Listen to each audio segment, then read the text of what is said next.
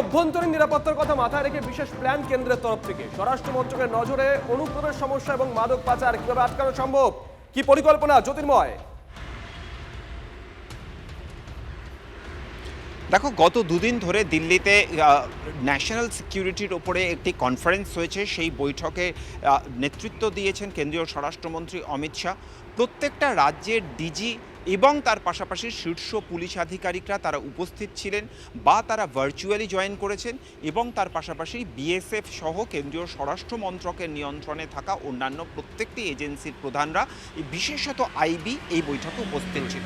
কেন্দ্রীয় স্বরাষ্ট্রমন্ত্রী দুটি দিক নির্দিষ্ট করে দিয়েছে যা আগামী দিনে কেন্দ্রীয় স্বরাষ্ট্র মন্ত্রকের মূল ফোকাস হতে চলেছে। প্রথমত, সীমান্তবর্তী এলাকাগুলোতে অনুপ্রবেশের সমস্যা রোখা। ইতিমধ্যেই গত ৮ মাস ধরে প্রত্যেকটি সীমান্তবর্তী রাজ্যে গিয়েছেন স্বয়ং কেন্দ্রীয় স্বরাষ্ট্রমন্ত্রী, এবং সেখানকার রাজ্য প্রশাসনের সঙ্গে তিনি বৈঠক করেছেন।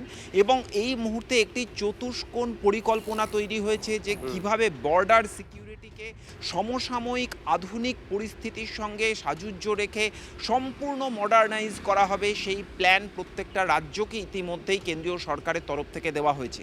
এর পাশাপাশি দ্বিতীয় যে দিকটার দিকে সবথেকে বেশি নজর দেওয়া হচ্ছে তা হচ্ছে মাদক পাচার।